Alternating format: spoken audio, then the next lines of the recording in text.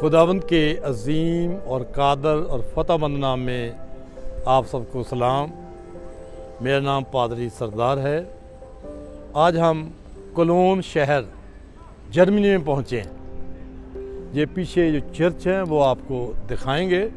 ये दुनिया का तीसरा बड़ा ऊंचा चर्च है और फिर इसके बाद खुदा का कलाम भी शेयर करेंगे। ये Cologne Cathedral Roman Catholic cathedral church है।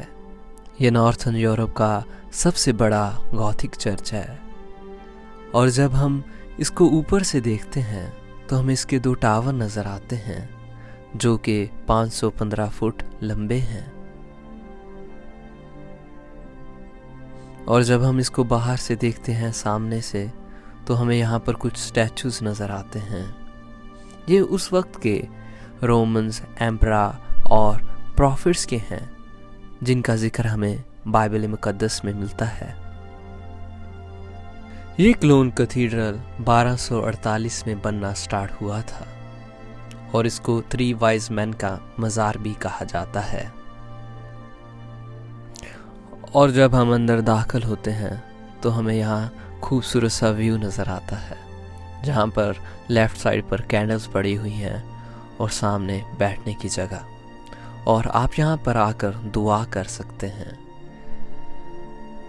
और यहाँ पर एक वक्त में 20,000 से ज़्यादा लोग आ सकते हैं, तो आप अंदाज़ा लगा सकते हैं कितना बड़ा चर्च है।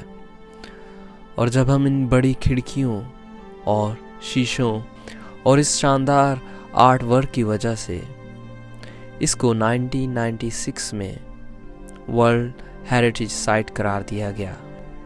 और याद रखें, जब भी आप कोलोन कैथेड्रल को विज़िट करने आए तो इसकी टाइमिंग मंडे से सैटरडे सुबह 10 से शाम 5 बजे तक है और संडे को यहाँ मास होता है। और अब हम आगे बढ़ते हैं। कोलोन कैथेड्रल को बॉम्ब प्रूफ कैथेड्रल भी कहा जाता है क्योंकि सेकेंड वर्ल्ड वॉर के दौरान यहाँ पर 14 एरियल बॉम्ब गिराए गए, लेकिन ये चर्च कायम रहा।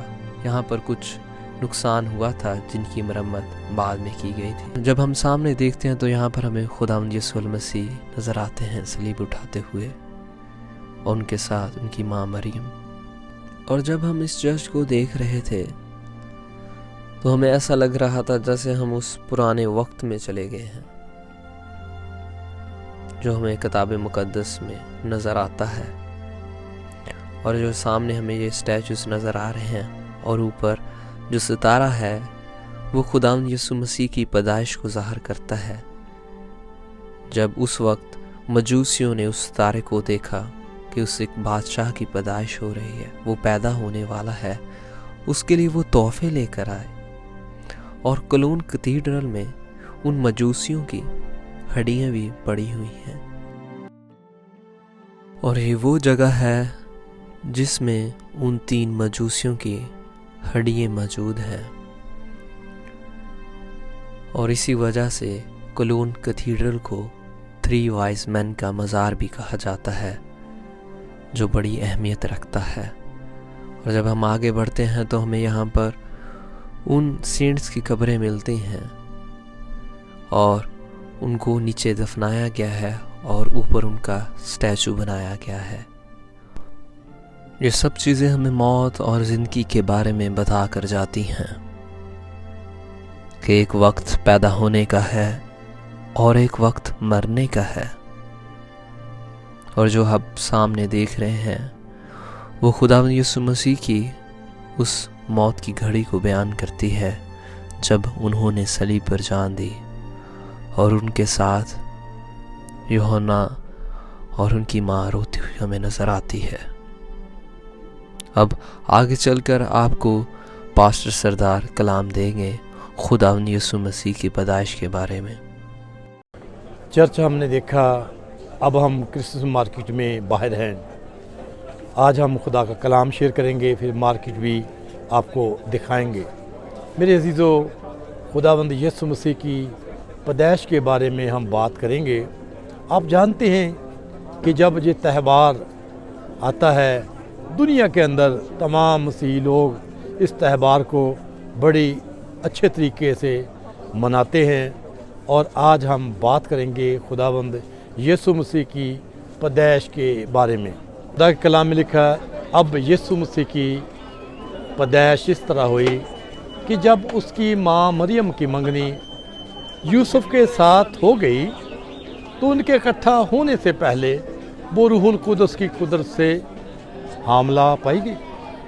बस उसके शौहर यूसुफ ने जो रास्तबाज था उसे बदनाम करना नहीं चाहता था, बल्कि उसे चुपके से छोड़ देने का इरादा किया।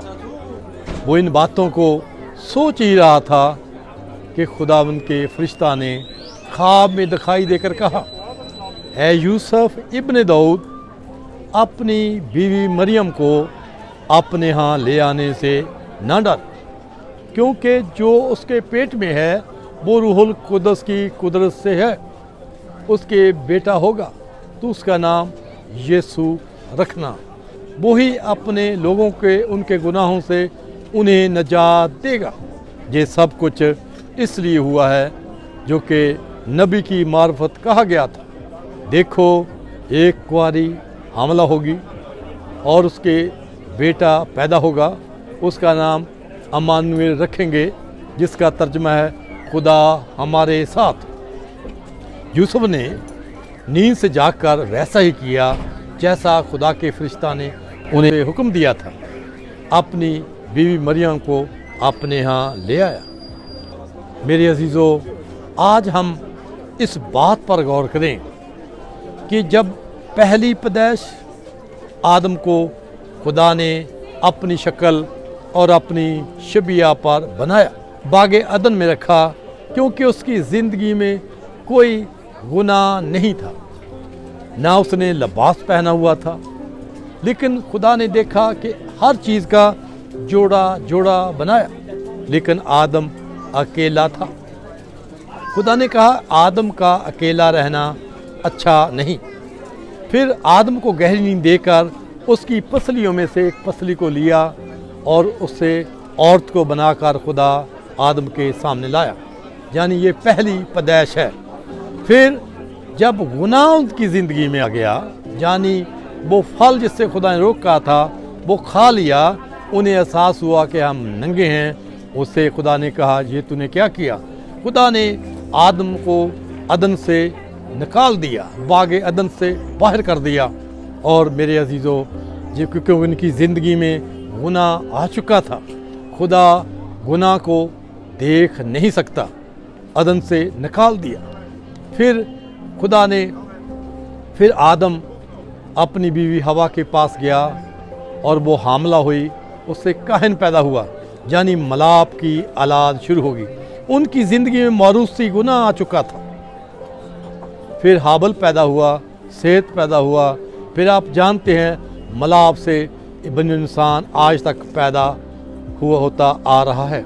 लेकिन याद रखें कि ये गुनाहगार को बचा नहीं सकता था। मेरे अजीज़ों, खुदा ने अपने बेटे को इसीलिए भेजा, गुनाहों से हमें आज़ाद करे, छुड़ाए। उसने आकर दावा किया, कौन मुझ में गुनाह साबित कर सकता है? उसकी ज़िंदगी में गुनाह नहीं, क्योंकि गुनाहगार इंसान को बचा नहीं सकता था। सिर्फ ऐसा ही शख्स चाहिए था, बेबर्रा, यानी खुदाबंद यीशु मसीह ने आकर मेरे और आपके लिए सलीब पर जान दी और हमारा कफ़ारा दिया, ताकि हमें गुनाहों से आज़ाद करे। मेरे अजीज़ों, आज कलाम जो आपके गोशगुजार किया गया, खुदा इस कलाम के सबब से आप सबको बरकत दे। और अब हम बाहर पहुंच चुके हैं क्रिसमस मार्केट में, और यहाँ पर एक अलग ही नज़ारा है। यहाँ पर लोगों ने कुछ स्टॉल लगाए हुए हैं और दरख्त कलरफुल लाइट से भरे हुए हैं, और यहाँ पर काफ़ी लोग इंजॉय कर रहे हैं। और हमने भी यहाँ पर कुछ चीज़ें ट्राई की। हमने यहाँ फ्राइज़ ट्राई किए थे और कुछ खाना भी खाया था। पर आगे हम आपको मिलेंगे नेक्स्ट वीडियो में मालगा, स्पेन में। वहाँ का कैथीड्रल आपको दिखाएंगे। तो तब तक के लिए आप इस चैनल को सब्सक्राइब करें और लाइक करें और अपने दोस्तों और अपने रिश्तेदारों को भेजें, ताकि वो भी इन वीडियो से और खुदा की बातों से बरकत हासिल कर सके। अगर आपकी दुआ की दरख्वास्त है तो आप हमसे रब्ता कर सकते हैं 03008792 456 पर। हम सिर्फ़ और सिर्फ व्हाट्सएप पर अवेलेबल हैं।